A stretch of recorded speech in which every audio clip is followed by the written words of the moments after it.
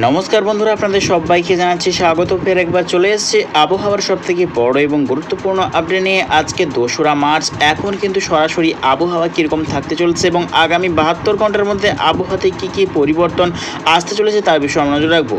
তো এই যাচ্ছি ইতিমধ্যেই কিন্তু সরাসরি লাইভ আবহাওয়ার আপডেটে চলে এসেছি। এখন কিন্তু 4:45 PM দেখতে পাচ্ছি। ইতিমধ্যেই পশ্চিমবঙ্গে দক্ষিণ বিভাগের একাধিক অংশে কিন্তু ঘন মেঘাচ্ছন্ন হতে শুরু করেছে এবং সরাসরি দেখতে পাচ্ছি কিন্তু আমরা উড়িষ্যা এবং পশ্চিমবঙ্গের দক্ষিণ বিভাগের বিভিন্ন অংশে কিন্তু ঘন মেঘাচ্ছন্ন হতে শুরু করেছে।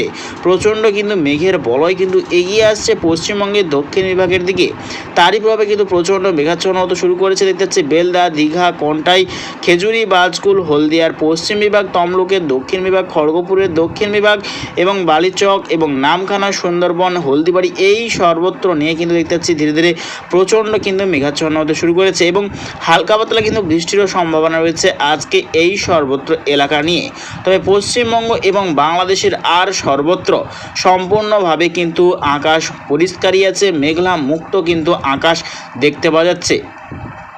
শিলাচর, নাগাল্যান্ড এবং আসাম, মণিপুর বিভাগ নিয়ে কিন্তু কিছুটা আংশিক মেঘাচ্ছন্ন হয়ে আছে এবং পশ্চিমবঙ্গের উত্তরবঙ্গ বিভাগ যেমন দার্জিলিং, কোচবিহার, জলপাইগুড়ি, ধূপগুড়ি, আলিপুরদুয়ার এই সর্বত্র নিয়েও দেখতে পাচ্ছি হালকা আংশিক মেঘাচ্ছন্ন হয়ে আছে।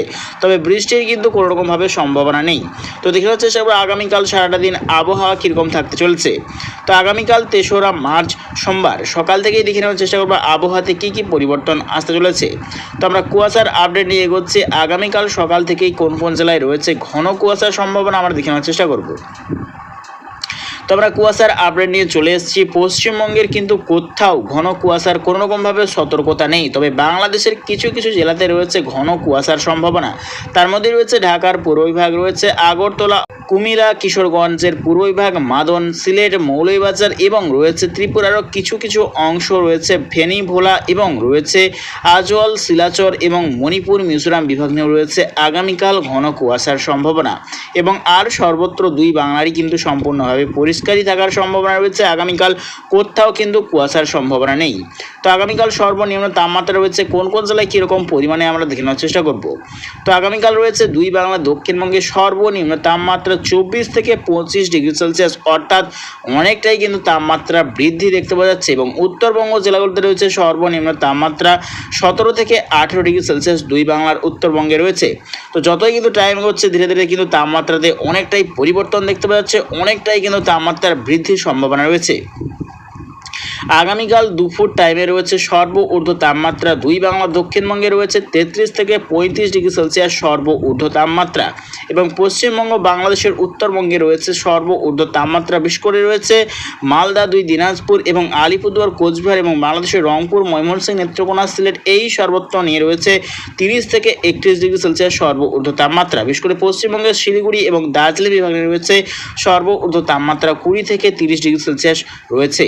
তো দেখে নেওয়ার চেষ্টা করবো আগামী 72 ঘন্টার মধ্যে কোন কোন জেলায় বৃষ্টির সম্ভাবনা রয়েছে। তো আমরা আগামীকাল সারাটা দিন দেখে নেওয়ার চেষ্টা করতেছি এবং আগামীকাল কিন্তু কোথাও কোনোভাবে বৃষ্টির সম্ভাবনা নেই। আগামী পরশু দিন যদি চলে যাই মঙ্গলবার 4ই মার্চ, দেখে নেওয়ার চেষ্টা করবো কীরকম পরিবর্তন আসতে চলেছে দুই বঙ্গের ওপর।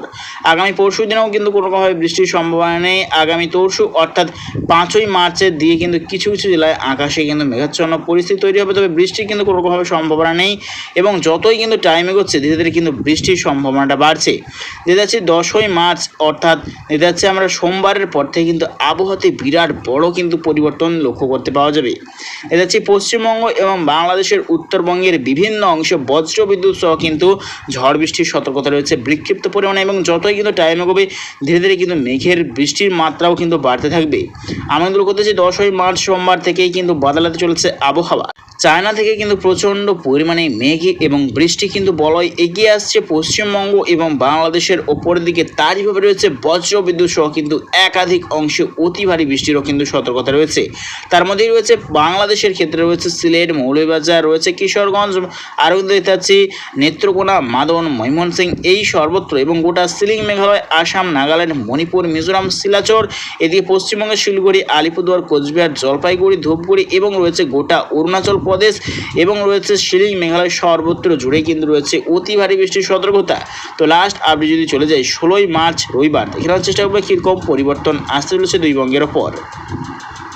তো দেখতে পাচ্ছি লাস্ট আপডেট চলে এসেছে, দেখতে পাচ্ছি দক্ষিণা হাওয়ার কিন্তু মাত্রা অনেকটাই কিন্তু বৃদ্ধি দেখতে পাওয়া যাচ্ছে এবং প্রচণ্ড পরিমাণে তাপমাত্রাতেও কিন্তু অনেকটাই পরিবর্তন দেখতে পাওয়া যাচ্ছে। দুই বাংলার দক্ষিণবঙ্গে কিন্তু ঊর্ধ্বমুখী তাপমাত্রা ভয়ঙ্কর পরিমাণে বৃদ্ধি হতে চলেছে, প্রায় 38 থেকে 40 ডিগ্রি সেলসিয়াসে কিন্তু কাছাকাছি চলে যাচ্ছে দুই বাংলার দক্ষিণবঙ্গের তাপমাত্রা, অর্থাৎ প্রচণ্ড পরিমাণে কিন্তু হিট ওয়েভ আসছে আগামী দিনে। তবে রয়েছে বৃষ্টির কিন্তু কোনোভাবে সম্ভাবনা নেই দুই বঙ্গের দক্ষিণ বিভাগের জেলাগুলিতে। তবে দক্ষিণ পশ্চিম বঙ্গোপসাগরে কীরকম সিস্টেম রয়েছে আমরা দেখানোর চেষ্টা করতেছি। তো দেখতে যাচ্ছি বঙ্গোপসাগরে কিন্তু কোনোরকমভাবে কোনো নতুন করে ঘূর্ণাবর্তরও কিন্তু সতর্কতা নেই লাস্ট আপডেট, অর্থাৎ 16ই মার্চ অবধি কিন্তু কোনোরকমভাবে কোনো ঘূর্ণাবর্ত বা নিম্নচাপের সিস্টেম কিন্তু নেই। তো প্রিয় দর্শক বন্ধুরা, এরকম প্রত্যেকদিন আবহাওয়া লেটেস্ট আপডেট পেতে অবশ্যই চ্যানেল সাবস্ক্রাইব করে রাখবেন। তো আজ এটুকুটাই।